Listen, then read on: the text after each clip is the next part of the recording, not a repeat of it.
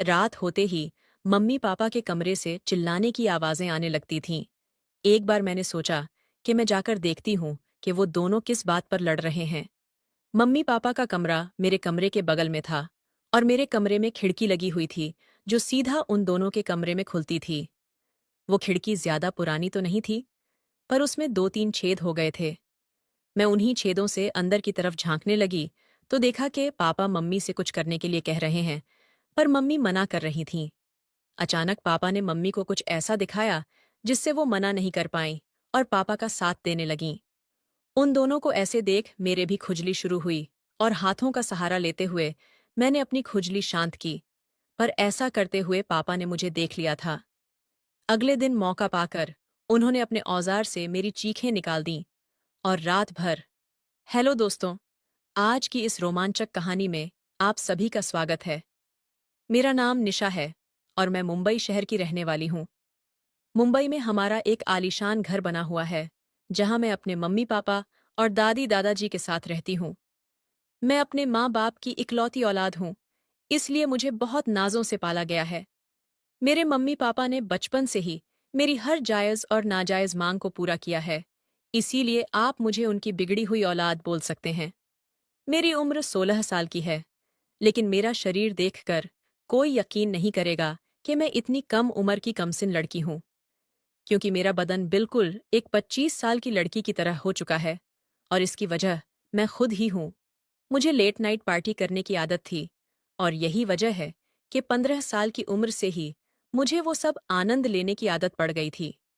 जैसा कि मैंने आपको पहले ही बताया था कि मेरा घर बहुत आलीशान है, जिसमें 5-6 कमरे हैं।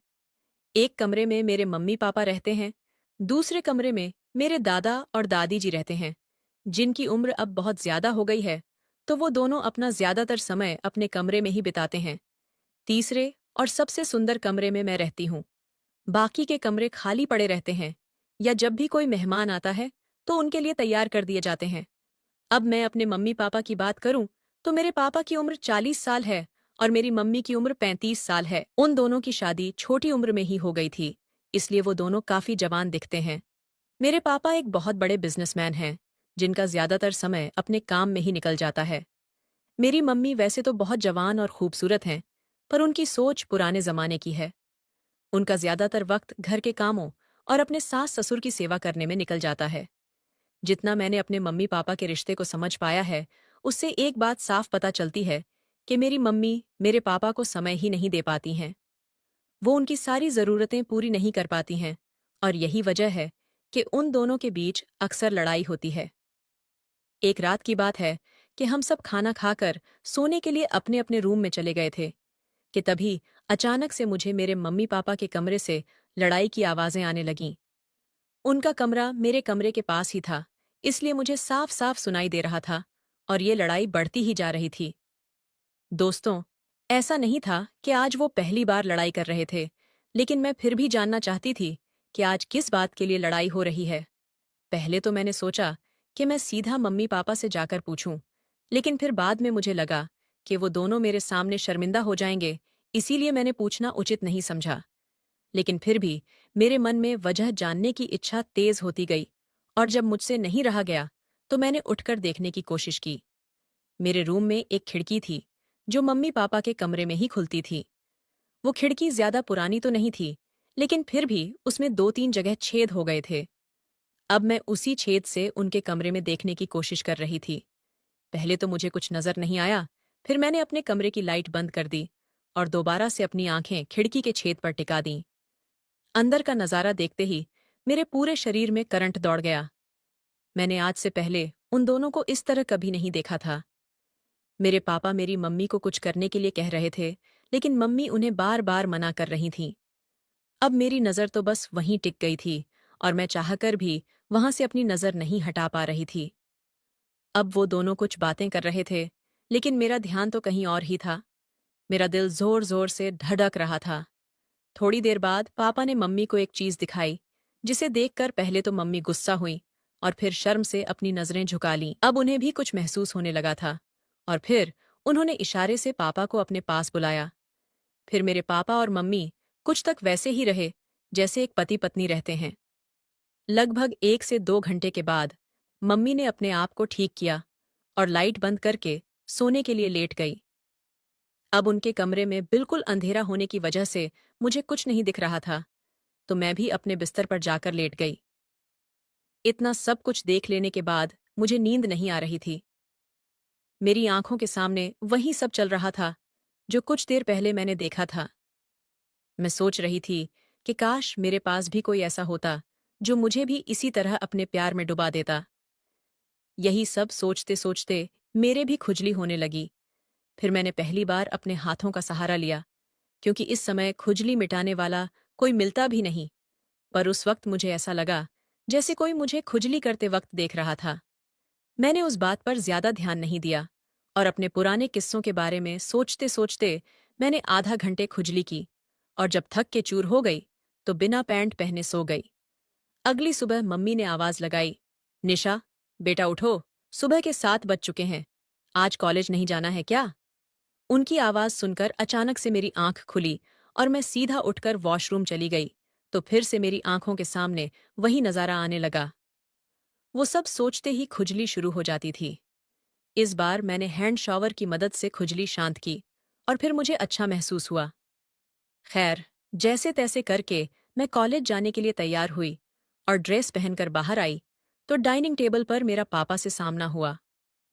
मैं रोज सुबह पापा को गुड मॉर्निंग विश करती थी, तो उस दिन भी मैंने पापा को उसी तरह विश किया और उनकी बगल वाली कुर्सी पर बैठकर नाश्ता करने लगी। थोड़ी देर में मेरे कॉलेज की बस आने वाली थी, इसलिए मैंने जल्दी से नाश्ता किया और बाहर आकर खड़ी हो गई। पर आज मेरा पापा को छोड़कर जाने का मन नहीं कर रहा था। कुछ सोच के मैं घर के अंदर आई और बहाना बनाया कि मेरे कॉलेज की बस निकल चुकी है। जब भी मेरी बस छूट जाती थी तो पापा ही मुझे स्कूल छोड़ने जाया करते थे। मेरी बात सुनकर मम्मी बोली, निशा, अपने पापा से कह दो, वो तुम्हें स्कूल छोड़ आएंगे। मैं खुशी खुशी पापा के कमरे में गई, फिर और उनसे सारी बात बताई तो वो मुझे कॉलेज छोड़ने के लिए राजी हो गए। मैंने कहा, पापा जल्दी तैयार हो जाओ, मैं लेट हो रही हूं। तो पापा बोले, तुम स्कूटी निकालो, तब तक मैं शर्ट पहन के आता हूं। मैंने जल्दी से स्कूटी निकाली और बाहर खड़ी होकर पापा का इंतजार करने लगी। पापा अक्सर मुझे कार से कॉलेज छोड़ने जाते थे, लेकिन उस दिन मेरे कहने पर वो मुझे स्कूटी से लेकर जा रहे थे। दोस्तों, यहां तक तो मेरा प्लान सफल रहा था, लेकिन आगे के प्लान में थोड़ा खतरा था, पर मुझे यकीन था कि किसी तरह वो भी सफल हो जाएगा। मैं उनके पीछे बैठ गई और फिर हम कॉलेज की तरफ चल दिए। मेरा कॉलेज घर से लगभग 10 किलोमीटर दूर था। घर से कॉलेज के बीच का रास्ता लंबा था और सुबह का वक्त था, तो रोड पूरी तरह सुनसान थी। जब हम घर से 5 किलोमीटर दूर निकल आए तो मैंने पापा से कहा, पापा, अब स्कूटी मैं चलाऊंगी। रोड भी सुनसान है तो एक्सीडेंट का खतरा भी नहीं है। तो पापा ने परेशान होकर कहा, हाँ ठीक है, लेकिन हैंडल मैं ही पकड़ूंगा। अब मुझे मेरा प्लान कामयाब होता दिख रहा था। मैंने उनकी बात पर सहमति जता दी।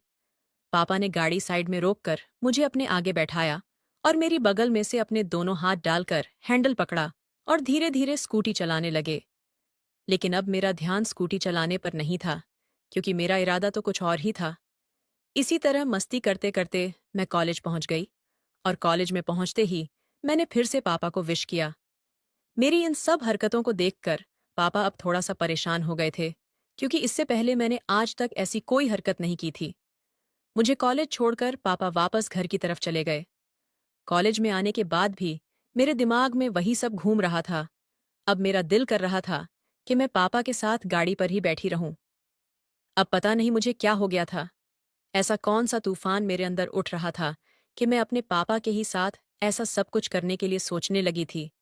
खैर, अब आगे बढ़ते हैं। फिर मैं अपने मन की इच्छा और मेरे मन में चल रहे तूफान को लेकर घर पहुंची। उस वक्त लगभग 2 बज रहे थे और घर में दादा दादी के अलावा कोई नहीं था। मम्मी कहीं गई हुई थी और पापा अपने ऑफिस में थे। कॉलेज से आने के बाद मैं वॉशरूम चली गई और फ्रेश होकर बाहर निकली। मैं बहुत थक चुकी थी, इसलिए चुपचाप बेड पर लेट गई और कब मेरी आंख लग गई मुझे पता ही नहीं चला। जब मेरी आंख खुली तो शाम के 5 बजे रहे थे। फिर मैंने नहा धोकर कपड़े पहने और मैंने कपड़े भी उस दिन कुछ अलग दिखने वाले पहने थे। अब पापा के आने का टाइम हो गया था, लेकिन मम्मी का कोई पता नहीं था। कि वो कब आएंगी। शाम के 7 बजे किसी ने डोरबेल बजाई तो मैं भाग के गई और दरवाज़ा खोला। मुझे पता था ये पापा के आने का समय है। दरवाज़ा खोलते ही पापा मेरी तरफ देख मुस्कुराए और बोले, बेटा आज तो बहुत स्मार्ट लग रही हो। ये सुनकर मुझे बहुत खुशी हुई, क्योंकि अब मेरा प्लान अपनी कामयाबी के रास्ते पर जा रहा था। घर के अंदर आने के बाद पापा फ्रेश होने के लिए अपने कमरे में चले गए। ऑफिस से आने के बाद पापा तुरंत ही चाय पीते हैं, इसलिए मैं चाय बनाने के लिए किचन में चली गई। थोड़ी देर बाद पापा भी फ्रेश होकर किचन में आ गए और वहीं खड़े होकर इधर उधर की बात करने लगे। मैं पीछे मुड़कर पापा की तरफ देखा तो उनकी नज़र कहीं और ही थी। अब मुझे ऐसा लग रहा था कि मेरे मन की इच्छा पूरी हो जाएगी, और बस मैं ऐसे ही खड़ी रही। चाय बन चुकी थी, इसलिए मैंने पापा को चाय दी और बाथरूम में जाकर खुद को शांत करने लगी। मैं जैसे ही बाथरूम से बाहर निकली, मैंने देखा कि मम्मी आ चुकी हैं। उनको इस वक्त घर में देखकर मुझे बहुत गुस्सा आया, क्योंकि मेरी इच्छा पूरी ही होने वाली थी, पर अब उनके आने के बाद ऐसा कुछ नहीं हो पाएगा। मुझे पापा से अपने मन की इच्छा जाहिर करनी थी, जो मैं मम्मी के सामने बिल्कुल नहीं कर पाऊंगी। पापा भी मम्मी के आने के बाद थोड़ा दुखी हो गए थे, क्योंकि ना तो वो ही कुछ करती थीं और ना ही उन्हें कुछ करने देती थीं। मम्मी ने खाना बनाया और हम सब ने साथ बैठकर खाना खाया। खाना खाने के बाद पापा मुझसे बोल, निशा चलो थोड़ा बाहर घूम कर आते हैं। पापा मुझे लेकर घर के बाहर आ गए। फिर बाहर आकर उनका मूड चेंज हुआ और मुझसे बोले, चलो बेटा आज कोई पिक्चर देख कर आते हैं। कई दिनों से हम बाप बेटी को अकेले में समय नहीं मिल पाया है। तब मुझे पापा पर इतना प्यार आया कि पापा मेरे साथ अकेला रहने की कितनी कोशिश कर रहे हैं। खैर, फिर हम स्कूटी पर सवार होकर एक सिनेमा हॉल में पहुंच गए और रास्ते में ही मम्मी को फोन कर दिया कि हम दोनों पिक्चर देखने जा रहे हैं। सिनेमा हॉल में कोई पुरानी मूवी लगी होने की वजह से ज्यादा भीड़ नहीं थी। पूरे हॉल में लगभग 50 से 60 लोग ही मौजूद थे। अब मुझे पापा की समझदारी देख बहुत खुशी हुई। वो चाहते तो कोई नई मूवी देखने भी जा सकते थे, पर वहां बहुत भीड़ होती और हम दोनों को अच्छा वक्त नहीं मिल पाता। पापा ने सबसे महंगे टिकट लिए और फिर हम लोग बालकनी में जाकर बैठ गए।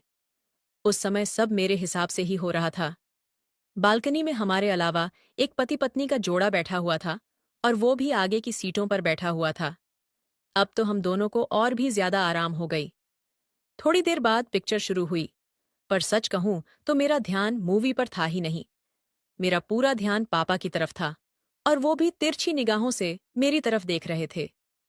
अब बस इतनी देर थी कि शुरुआत कौन करे। मैं तो पापा का साथ पाने के लिए वैसे ही मरी जा रही थी, और फिर उसी वक्त मुझे ऐसा लगा जैसे मेरे पैर पर किसी जानवर ने काट लिया हो। मैं तुरंत ही उठ खड़ी हुई। पापा ने घबराते हुए पूछा, बेटा क्या हुआ? तो मैंने उन्हें बताया कि मुझे ऐसा लगा जैसे मेरे पैर पर किसी कीड़े ने काट लिया है। पापा बोले, अच्छा कोई बात नहीं, अगर अब की बार कोई कीड़ा काटे तो तुम मेरी सीट पर आ जाना, मैं तुम्हारी वाली सीट पर चला जाऊंगा। उनकी बात सुनकर मैं बैठ गई।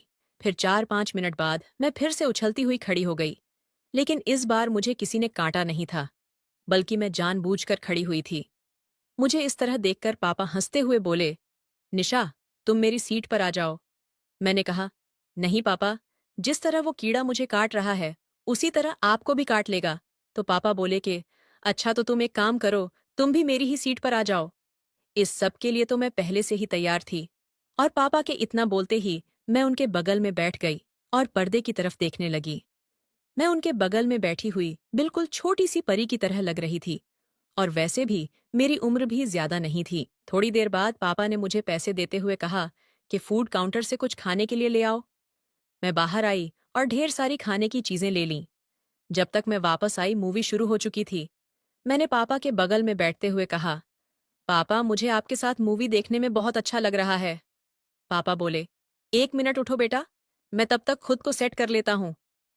अब मुझे अंधेरे में कुछ नहीं दिख रहा था, और फिर जब उन्होंने मुझे बैठने को कहा तो मैं उनके बगल में फिर से बैठ गई। फिर थोड़ी देर बाद मुझे एहसास हुआ कि जो मेरे मन में चल रहा है वही पापा के मन में भी चल रहा था, लेकिन वो कह नहीं रहे थे। फिर हार मानकर मैंने ही पापा को इशारा किया, और पापा मेरे इशारे को समझ गए, और जिस तरह मम्मी पापा का साथ देती हैं उसी तरह आज मैं भी पापा का साथ देने लगी। हम दोनों ने काफी देर तक वहां एंजॉय किया। अब हम दोनों बिल्कुल शांत थे और बहुत थक गए थे। फिर 2 घंटे के बाद पिक्चर खत्म हुई और लाइट जलते ही मैंने खुद को ठीक कर लिया। सबके आने के बाद हम दोनों भी हॉल से बाहर